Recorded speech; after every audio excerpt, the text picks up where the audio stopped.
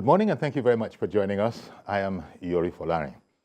Our guest this morning is Dr. Samson Osagie.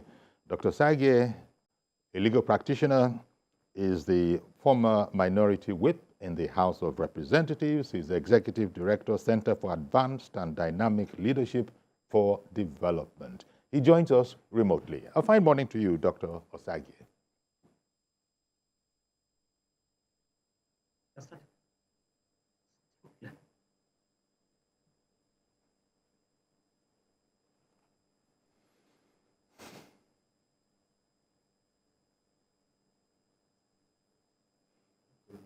Okay, let me try again, Dr. Osagie.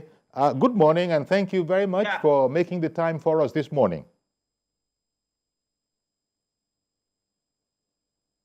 Thank you, my brother. Good morning, and thank you for having me. Indeed, it is our pleasure. So, of course, it's on everybody's lips, everybody's mind, the current pains coming from the subsidy of PMS being removed. Now, there's no way it wasn't going to be removed, as the president had said. So here we are. So it's about easing the pains of subsidy removal. Inflation, as it is now, is at 22.22% as of April, according to figures. And the World Bank says that, look, when this happens, it's likely to, hike. There will be a temporary hike. So it's like these pains are there. What is your idea on how, these are like birth pains. What's your idea on how we can ease those pains for Nigerians? Well, thank you, my brother. I must confess that Nigeria is undergoing very grueling experience economically at this point in time. And at the very center of it all is the fact that inflation has hit the roof, with cost of living rising astronomically almost on a daily basis, with no immediate solution in sight. Is very distressing, and is very heavy on the citizens of this country at this point in time. But also now, necessary. The question you ask is that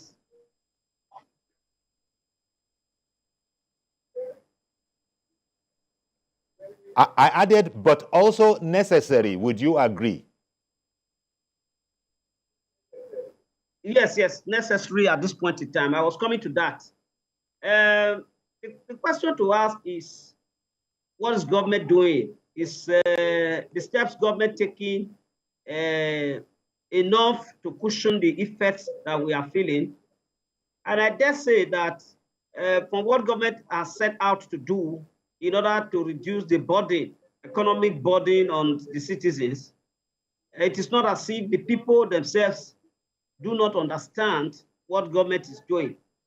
But of course, you know that anybody under pain will immediately be looking for a solution almost immediately. Some of these steps have their positive impact, and they are going to have their positive impact in the long run. But government is doing everything possible to make sure that succor comes. But in doing that thing which will remove the pains from the people, government must look into very seriously its implementation strategy. I'm aware that government has set out a number of palliatives, a number of measures in order to address this teething economic problem that is biting hard on the masses.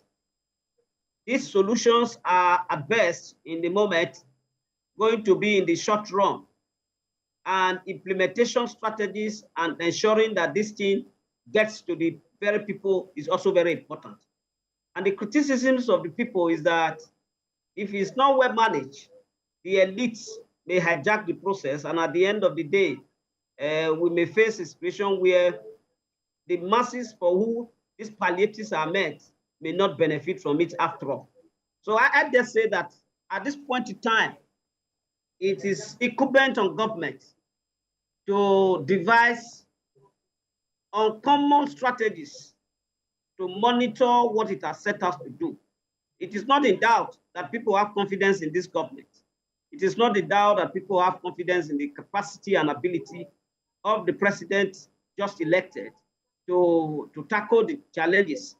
But what is in doubt is the fact that those that will be charged with the responsibility of administering and implementing the strategies for reducing this economic hardship are not going to be trusted by the mass of the people.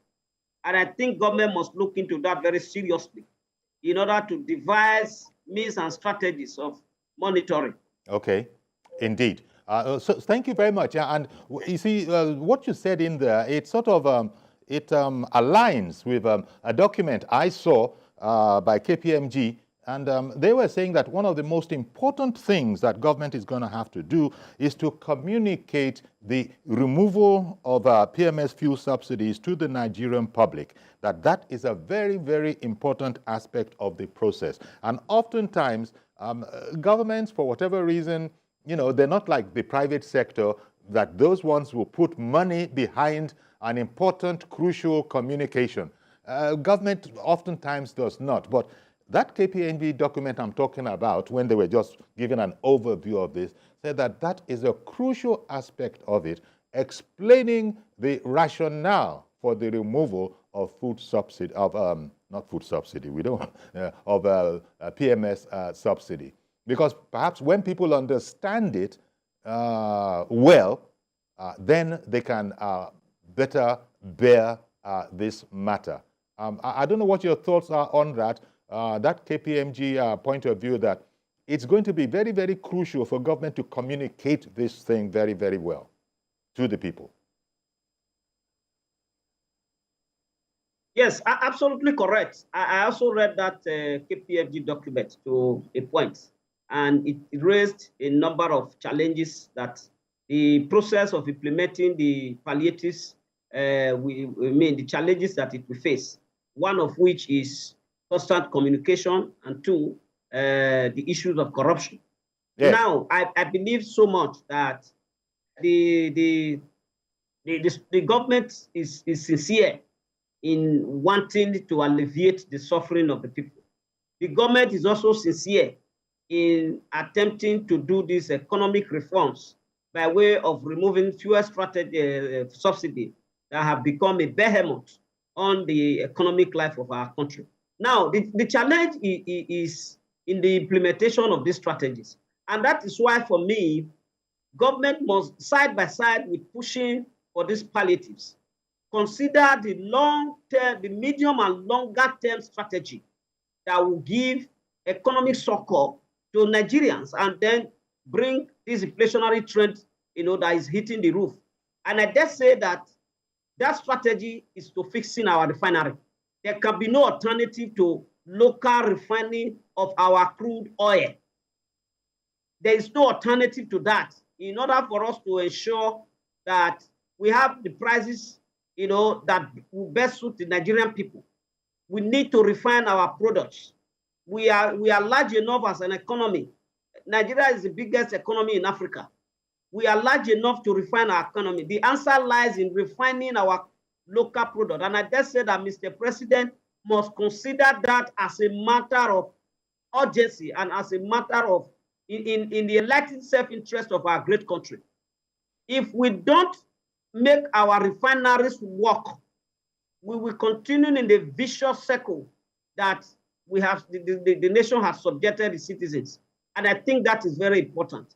Now, coming to the issues of cutting costs and ensuring that waste is reduced in order that resources are channeled to social services and infrastructures that benefit both the mass of the people, the entrepreneurs, so that the cost of doing business can go down. It is also very important. Now, I hear a whopping sum of 1.9 trillion, has been earned for the last month, and the National Economic Council is going to send to the distributive pool for the 3 tiers of government about 900 billion. Now about 700 billion to be put in infrastructure development fund. That is good enough. Those infrastructure must include of necessity and of priority the rehabilitation, resuscitation of our refineries. Okay. So that in the next few months, if we start refining our products, then we are not going to be told by the NNPC or the marketers that market forces is forcing the price of petroleum products up, or that the cost of importing petroleum products has increased owing to the rise in the exchange rate. Nobody will tell us that. If we refine products in Port Harcourt, Kaduna, Warri, and then you supply to the citizens, you are not going to have the foreign exchange component in doing that. You certainly will not. And that will drastically force down the cost of petroleum products for the Nigerian citizens. Because it's an abundant natural resource that God has blessed us with. It should not be our cost. It should not be our Waterloo. It should not be our albatross the way it is now. So I suggest very strongly to Mr. President that fixing the refinery must be a matter of categorical imperative for this government. And okay, that is very important. Of course, the second point, which I will highlight if time permits, is that this government must do the uncommon thing. Nigerians have cried and cried enough for the reduction of the cost of governance. I think now is the time. And if President Tinubu attempt to reduce the cost of governance across board, then Nigerians will begin, to have much more confidence in the government and its ability, to drive the policies it is doing. Because Nigerians cannot continue to cry and weep under the heavy burden of inflation, while those in government are living in opulence. Now, that is also very key. We also must make sacrifices, those of us in government. If it was practiced in the past, we cannot see that it has not benefited us. So we must look inwards and public officers should begin to now live Spartan lifestyle, so that the masses that they are representing can understand that these sacrifices are being made, across board. Indeed. And I think these two areas will make this president a most desired president that Nigeria has ever had. Indeed. All of what you've just said sort of comes under that aspect of this conversation where Nigerians will need to be communicated to as to the benefits of the removal of this subsidy, because it was immediate. Now, whereas the benefits might not be immediately seen, they need to be seen sooner rather than later, and perhaps that's another challenge in there, because when you are, quote-unquote, suffering, but are able to still smile a bit because you can see some of the benefits of your suffering, surely that will go a long way in sort of settling people down and saying very much and understanding very much as you have said that we also have to, bear part of this sacrifice.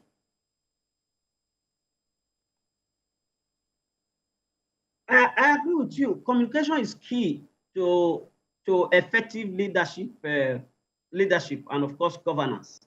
The presidency and of course the government must continue to speak to the people of this country. I understand that the presidential spokesman has been speaking on this matter. The president has also been using the opportunity of meeting with various interest groups, women groups, the traditional institutions, former governors, public officers, across board that he has been meeting with to drum the support for the policies of government. But it must not stop. The president must continue to talk to Nigerians, must continue to explain to Nigerians, must continue to talk and not get tired. Because it is only when the citizens constantly hears what the government is doing, what is intended to do, and what benefit will accrue in the long term, that they can begin to exercise those patience, because they will continue to get that assurance. So I agree with KPMG that communication is key. It must continue to communicate. Even the most difficult issues, I must continue to explain it to the mass of the people. And I think that will go a long way to give them the assurance that better days lies ahead. Indeed. Okay. Reverend Dominic has come on the line. Good morning to you, Reverend. Good morning, Chief Yori. How are you? Very well, thank you. I hope your guest will hear me too. Yes, I'm sure he can hear us. Good morning. Good morning, gentlemen. Dr. Samson Osagie. Let me play what they call devil's advocate. If you remember, you host Engineer Bala in your studio a month ago, if you remember very well. And Bala, as an expert, a good friend of mine said that removing subsidy, what we call gain, will be worse than if we remove subsidy. We're going to face a very bad time than remove subsidy. I've said it several times over. Look at what is happening today. If we have done what we need to do, if you can hear me, can you hear me? Please continue. Please continue. Reverend, continue, please. Hello? Yes, I can hear you loud and clear. Okay, let me on. But Engineer Bala was saying that this subsidy we want to remove, if we remove it, the crisis and inflation that will take over it will worse than keeping subsidy. And today we are seeing it. And nobody will believe what I'm going to say. The inflation is above anything on Nigeria. Now, there's a 10,000 or 8,000 we want to give some Nigerians. I said it before. Who is making plans for you and for me? Does it mean that I'm not part of Nigeria? Does it mean I don't have a car? Or I don't have right to eat in Nigeria? If I'm making a plan for 12 million people, who makes plan for 190 million people? We did the wrong thing at the wrong time. Look at what is it. If we make our refineries available, at least I don't think fuel will be up to 300 naira. Because we remove ferries, we remove cargo, we remove shipping. If you remove it, if we are producing food in Nigeria, if our refineries are working, then what is working, and we remove subsidy, fine. Food will not be more than 300 to 400. Because if you talk to marketers, I'll talk to one of them. It's when they bought with dollar about 800 naira a dollar. You pay for cargo, you pay maritime, you pay customs. All these things added cost to this 617 naira. But if our refinery is working, it's not a shame to us that an OPEC member nation is not having a refinery that's working. Why should we import food after all? We must return back the subsidy. If we want to see Nigeria not to go the way of Zimbabwe or other nations, we must return this subsidy. And if we go this way, we will need to see the consequences of it in Nigeria. Because nobody can manage. People means well. They cannot manage the inflation that this subsidy is about to bring. Even people who say catfish, even people who say water, transportation, my daughter cannot go to work again because of transportation. How do we manage it? All right. Keep going. Okay, Reverend. Thank you very much, Reverend Dominic, for calling in. Well, Dr. Osagie, you heard him, and I guess what he's saying will resonate with many Nigerians.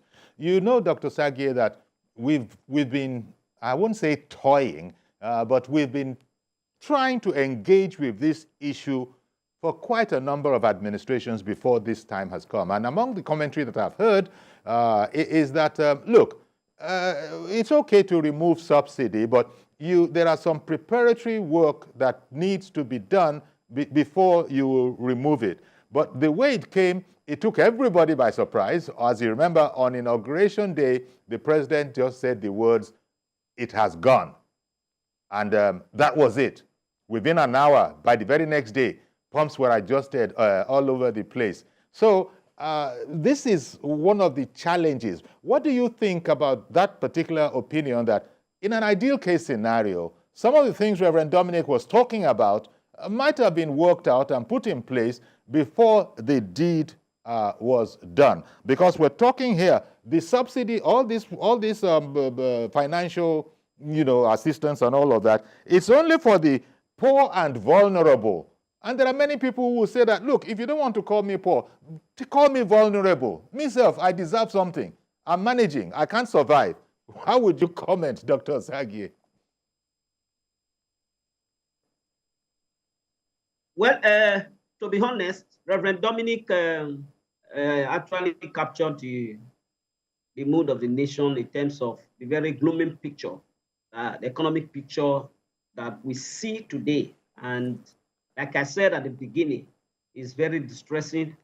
and it's very unfortunate. You know what, But Dr. let me say Sage, this, that Dr. no Sage, nation- Dr. Sage, I beg your pardon. Let me interrupt you because Ada has also called in from Jos. Let me add her, presentation as well, and then you can sort of mop it up. Good morning to you, Ada. All right. Hello, good morning, Mr. Yori, and good morning to your guests. It's Ada Unogu calling from Jos Plateau State. For me, I took a look at what happened. That is on although I didn't like the way President Tinubu announced it that subsidy is gone, and all that on the inaugural speech. But when I looked at it again, Mr. Yori, truth must be said. If he has wanted to choose the method of going to talk about it, he cannot do it. But the only thing I'm trying to say now is that let him adopt a better way of easing the pain. That is now not focusing on vulnerable people or whatever. Let them now inject it into the health sector, education, agriculture, electricity, all those things that will create an enabling environment, so that investors can come and invest and people can also, employ themselves. Then another thing they should do is to harness the compressed natural gas. They said if we do that, it's an alternative to fuel, so that will help the price of fuel to crash soon. Then again, in addition to this, our refineries, they're not talking about it again. Those refineries must be fixed. No amount of palliative can ease this pain. Those refineries must be fixed. That's my take on it. All the same, let's not give up on Nigeria. Thank you very much, Ada. Dr. Sage, now that you've heard that as well, it's still going back to Nigerians need to see almost immediately the benefits of this sacrifice. Yes, Ada actually took the wind off my sail in my response to Reverend Dominic. I was going to say that no nation grows without undergoing reforms. Even the most developed countries of the world today are constantly undergoing reforms, which inconveniences its citizens at one point or the other. And these reforms, Nigeria must undergo it, and of course, we must bear the pains. I spoke to somebody yesterday, he said, because I'm in Abuja, I don't feel it. The truth is that I filled my tank with over 70,000 naira a day. I was traveling to Makurdi. So this challenge is for everybody, and it is not everybody that can actually bear it, in the current circumstances. But it is something we have to go through. Now, let's look at it. Sustaining the fuel subsidy regime within the context of the economic gloom that we were presented with, in the twilight of the last administration, is something that no government who wants to succeed would have been able to continue with. In the first place, even if President Tinubu had not announced that subsidy was gone, this condition we are finding ourselves now is what we would have seen come to, because by June 30th, the budget of 2023, which make provisions for subsidy up to June 30th, would have lapsed. And from July 1st, government would not have been able to handle the situation by paying more subsidy to continue it. So it is not the announcement of President Tinubu, that caused the removal of subsidy, as a matter of fact. It is the budget of the national government which allows subsidy to be paid up to June 30th. Yes. Now, let's look at the issues very critically. Now, can we continue as a nation to feed a few businessmen and allow them to continue to line up their pockets at the expense of the greater majority of the people? The answer is no. Because what we find today, for instance, you can see the way price of fuel jumped to 617. And then we are hearing all kinds of excuses. The truth of the matter is that all those who are in the business of petroleum products are fighting back. That is the truth.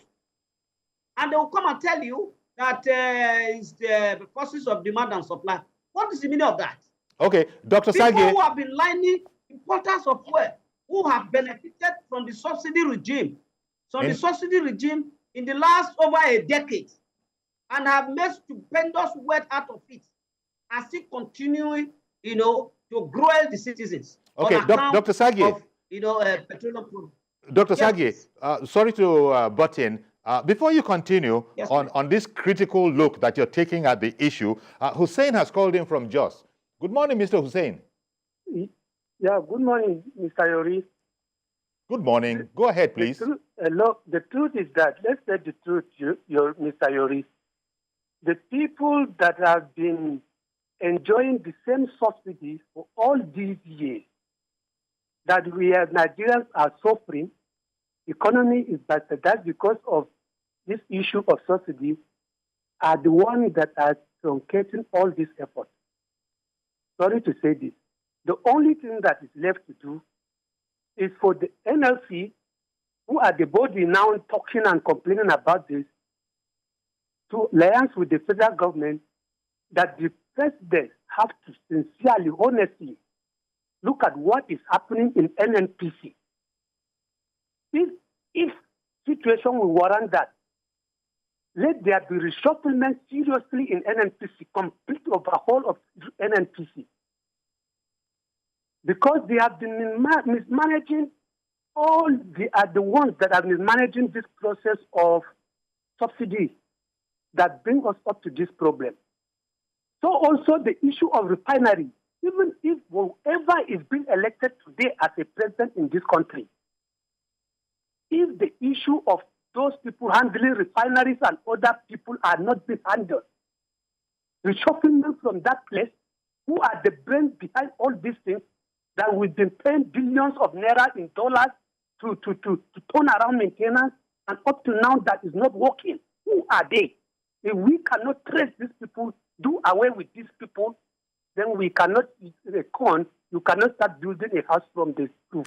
All right, Mr. Hussein, I want to thank you very much for calling in. I wonder, on that point, you brought in the NNPC. You probably saw, I don't know if Mr. Hussein saw it or not, but there was a report yesterday where I think the title was something along the lines of fresh facts emerge about the NNPC. And therein, in the report, when you look at the report, there were, aspects of it talking about a campaign of misinformation or disinformation, misinformation of the people, of the public. And I think it's coming out of NNPC that mischief makers, are actually putting out all of this. And these mischief makers might not be too far removed from the beneficiaries of the fuel subsidy when it was in place. President Tinubu, to return to you, Dr. Sagi, President Tinubu had said that during the campaign that he's not going to be among those that will be, sponsoring our revered brothers in neighboring countries, Cotonou, Niger, and not to mention all the people that we've always known as the usual suspects within the country that have been benefiting from this. So, Dr. Osage, back to you there. Two things that came up now. One, NNPC was brought into it now, but you might have seen the report yesterday where NNP, was also saying that there's a lot of misinformation going on and things are not very much the way people are saying everything is NNPC, that when you take a look at the facts, you see that it's not as the, shall I say, the rumor mill and social media is putting it. But we're looking here at how to ease the pains. I just wanted to put that in perspective. Would you like to continue, Dr. Sagia? Yes, I believe that in all of this, NNPC has a role to play. It is the government-owned oil company, and it is also a participant in the oil industry. In fact, it's a major participant, it's a major stakeholder. It has just been transformed into a limited liability company, which puts it at par with other companies that are involved in oil production. But as government-owned company, it owes the citizens a duty to continue to enlighten the people and push for a much more liberal approach to oil management, oil and oil product management in this country, because it is owned by government. Now, the point again is that the challenge is not the government. The challenge is from those who are involved in the oil marketing and importation in this country. Now, government does all things in order to encourage them to be able to do this, including providing forests, at official rates. Even now that the president have urged that, directed that there should be a uniform rate.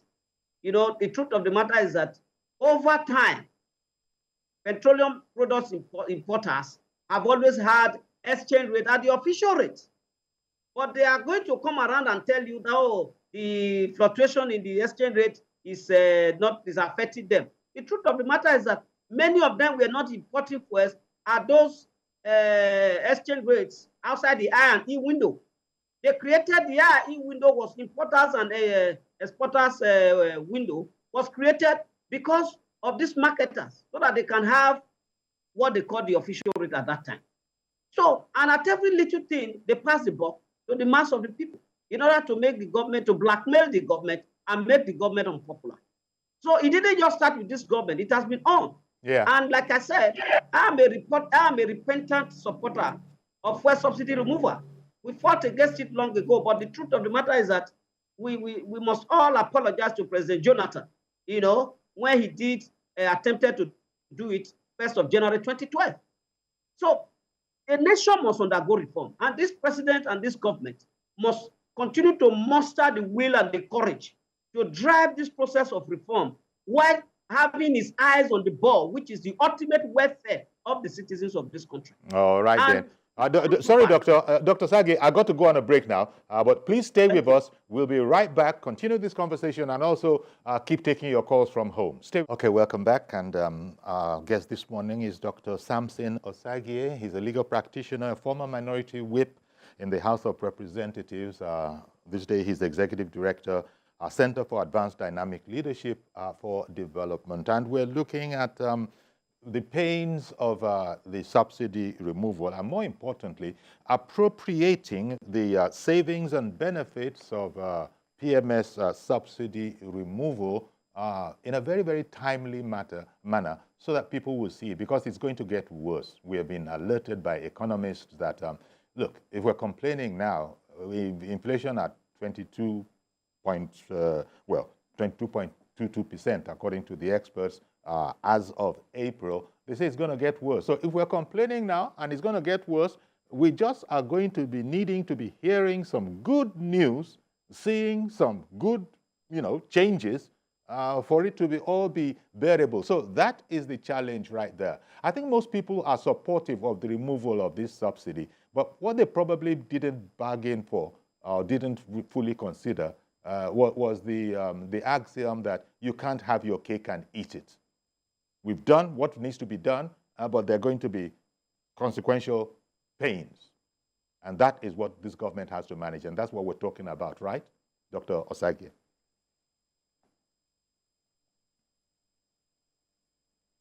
Sorry, I didn't hear you well. You were very faint.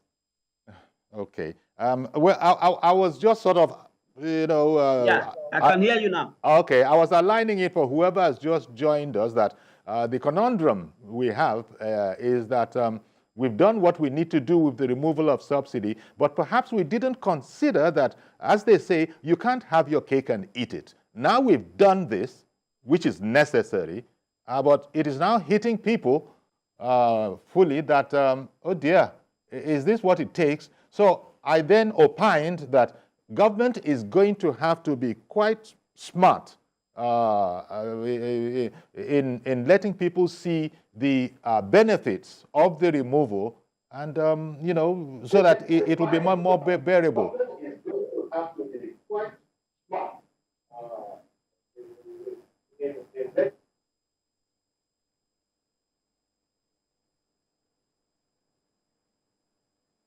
Well, in the meantime, let me take Gbenga calling in from Abuja. Good morning to you, Mr. Gbenga. Good morning, Mr. Yori. Just Yori, yeah. Yes, yeah, Yori, okay. Good morning to your guests there. Yes, Dr. Sagi. The subsidy removal, there are two things I want to address. Number one, government needs more advocacy. Yes. Many of the citizens have not really understood what the removal of subsidy means. That there is total deregulation. they still believe President of Tinubu or government is the one fixing the prices, or NNPC fixing the prices. They have not seen that this has come to the level of kerosene and diesel in the market, or to the level of other products in the market that the manufacturer or the marketer looking at market forces determine the price. People are still saying, why can't they inform the populace before they increase it, that tomorrow we are going to increase it? Do we agree with the price? Call a conference. That needs to be addressed, because without that, people see the government as a bad government. I hate them, even though they support the social subsidy, that no, why should they do this to us at this time? Number two is that at the same time, government needs to make the palliative to reach the people, to meet the people at the right time, because people are losing patience because of the pain. The governors have a lot to do. They should not be the federal government alone. The governor are the class of the people. Let them roll out their own program, independent of what the presidency or the government at the federal is doing. Because the government at the federal has its own plan. The state also brings its own plan, because they are close to the people. And now, all the money they are sharing now, it's saying this June they want to share about 900 and something billion naira. That money they are sharing is because of it has been removed. That's why they have that money. Let them give their state, the citizens of that state, the plan, how they use that money to benefit the people, telling the downtrodden, the middle class, so as to be able to ease the pain. The government has a lot to do. And then rejecting that register, saying that it's not authentic, to me, I don't accept it. That register is authentic. They should put in that register, but they can kind of verify who are the register. Are they still alive or not? But if the state bring their own register, they will bring policies into it. Before you see it, they say APC members are the ones doing it. That will be confusion in the state. Because the chairman of other opposition will say, no, that name does not contain a member. It's APC member. You know, will say, no, it's a PDP list. It's not a list. Before you know it, there will be confusion. And time is going. People are losing patience with the government. Thank you very much, Sayori. Thank you very much, Mr. Gwenga, for calling in. Dr. Osagie, yeah, I think, can you hear us now? It got a bit funny. I can hear you. Oh, okay. Loud and clear.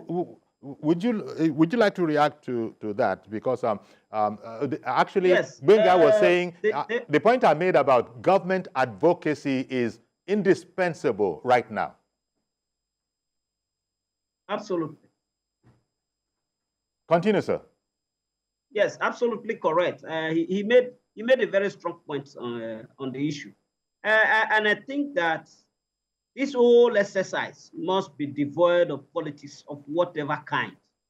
This is not a political matter, and there is no market that APC member goes that is different from the market that other members of political party goes to.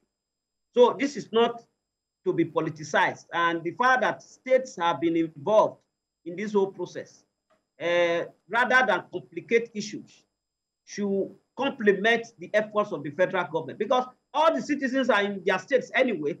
So now it is incumbent on the state governors, to be as large-hearted, to be as patriotic, to be as committed, to be as disciplined as possible.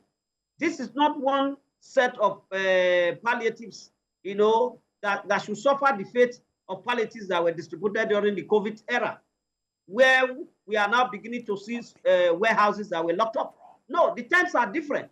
Nigerians will not take for granted anyone who shortchanges them in this whole process. And that is why I said President Tinubu must demonstrate his known capacity, to do things very, very differently, including cutting down the cost of governance and leading by example. Indeed. So state government must key into this policy with a view to enhancing, the welfare of the people and ensuring that these palliatives and these measures that have been put out by government, reaches the poorest of the poor and the mass of the people. Indeed. Additionally, much as I agree that government need to do this as a form of social security, in the interim, it is not a long-lasting measure that will give the people, the succor that is actually needed.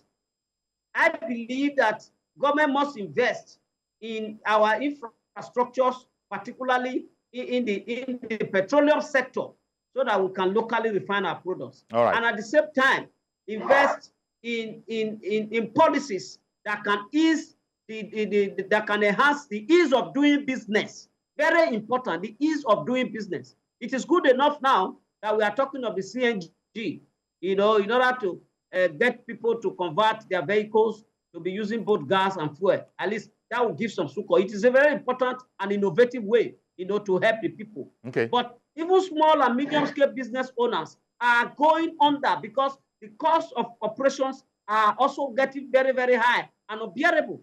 And before you know it, businesses will start closing down, and then famine and hunger will be the order of the day. Okay. So the president in relation to, sorry, sir, in relation to the gentleman who called from home, speaking about, palliatives, what the states, I think that was Gbenga in Abuja, that the states too must be seen to be up and doing. I think Governor Bala Mohammed of Bauchi State, he was the guy who announced yesterday, following the National Executive Council meeting, that the National Emergency Management Agency has been directed to release grains, nationwide to the people to further bring down the prices of foods. I just wanted to put that in there. It might bear some of your commentary. But in the meantime, Austin in Benin. Good morning to you, sir. Thank you for holding on.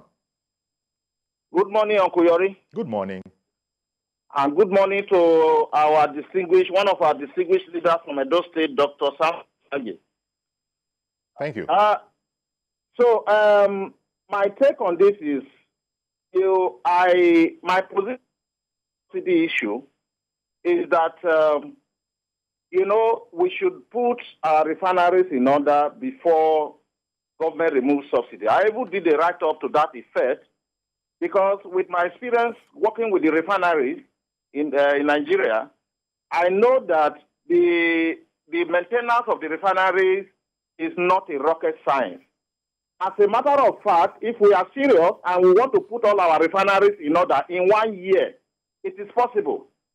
In that my report, I mentioned names as MDs and executive directors of NNPC that the government can engage to provide what looks like what we can call consultancy services, and they will be able to advise the government, and they will be able to help the government to put our refineries in order. However, now that the subsidy has been removed, exactly, which is okay, it has been removed. So what is the way forward? Now we are beginning to see that our revenue has gone up. So we should now hold our governors and our local government chairmen. In fact, we should go on our knees and beg our governors and our local government chairmen. Let them put palliative in place. For instance, the Borno State government has set the ball rolling. He has rolled out buses free. He has even made buses available for farmers to go to work and come back. So I want the other governors to follow his footsteps. Other governors, Ogun, Rivers, and even Lagos, they are follow suit. So if they are able to do that, it will help. But the truth is that people are actually not happy. But I want to appeal to Nigerians to be patient with the government. Indeed. This is the right way to go, so that we won't continue to lose 400 billion naira every month to subsidy. Thank you very much. Thank you very much for calling in, Austin. And that reminds me that I think it was yesterday I heard the report that the governors had a meeting with the vice president, and it was after that meeting that the governor of Bauchi State had announced that it had been decided. Directives have been issued for strategically stored grains to be released. Dr. Sage, as you've been saying, and as we just heard from Austin there would have been a way that all sorts of people are saying it should have been done. But I think it was Ada, or was it Dr. or was it Reverend Dominic, who had said that, look, the moment you begin to talk about this thing, trying to look for a quote-unquote logical approach, you might never, ever be able to do it. So perhaps to what to some look like a perfunctory way in which we heard that the subsidy was no more, was gone, even though we had known from during the campaign that komi de komi, subsidy will go. It still has been something of a shock to our system. But it's not an insurmountable shock, because the gentleman just said, that is Austin just said, it's the way to go. And I think that's what you've been saying, Dr. Osagie, as well. Yes, yes. Austin captures the entire essence. The truth of the matter is that, like I said, no nation can develop without going through some innovations and, of course, reforms. And that is the stage we are. And in this situation we have found ourselves, it's not a matter for Mr. President alone. And I am happy that the governors have come together. They must not be seen to just be talking. They must be seen as well to be doing the job and doing it patriotically and sincerely without unnecessary political discriminations against people, regardless of the parties people belong. Because the mass of the people are not politicians. The percentage of politicians in this country is quite infinitesimal compared to the general population of our country. Let me ask you, let me ask you, Dr. Osagie. For the entire leadership. Let me ask you, Dr. Osagie. Somebody brought it up, but it's an idea we had pursued on the program, in past days. This whole question about reducing the size and the expense of governance in the country. This, when you look at it, we look like a very affluent nation. You see, you're very, not excluded. Honorable representative, past, distinguished senators, excellencies, their governors, chairmen of this and that, and it's all these motorcades. They clearly are costing something. So when people have commented on government and governance doesn't show that we are in a tight sort of a space. Give me briefly your response to that. That we live an ostentatious. We have an ostentatious kind of government. Yes, you are very correct. I did not exempt myself. I had the privilege of serving in the National Assembly, and I can tell you for free that it is true that public officer lives in opulence. There's no denying that fact. And I'm not saying it because I'm no longer there. Because I say it because the objective conditions of our nation are now, it's now imperative for us to do things differently. If it was done in the past, we can repent. After all, the Bible says once you repent of your sins, the Lord is just and faithful to forgive us. Now, the point I make is that President Tinubu must reconfigure the way we run government. Of course, government and governance is a very expensive venture to run. That is the truth of the matter. Government, the kind of government we practice is a very expensive one. But conscious efforts must be made at this point in time, not only for the mass of the people to have a perception of leadership, that caters for their interests, but it is also important for us to be able, to deal with the teething problems of economic challenges that is besetting our nation. The truth of the matter is that it is the poverty that is prevalent in the society that is making those in public offices live large so that they will be able to, out of their burdens that they have, be able to share to the poor people that they represent. That is the truth of the matter. Okay. The day you are elected, the same day, you start getting account numbers for the health challenges of constituents, for marriages, for burials, for funerals, and all that kind of thing. And if you don't do them, your re-election is not possible. Okay, so, let me. I'm sorry. Let me squeeze in Ibrahim, who has called in from Kaduna. Ibrahim, you're our last caller. Good morning. And okay, I'm sorry. We can't even take any other caller from that. Honorable Dr. Samson Osagie, I guess you can continue. As you are saying that some things now have to be done differently.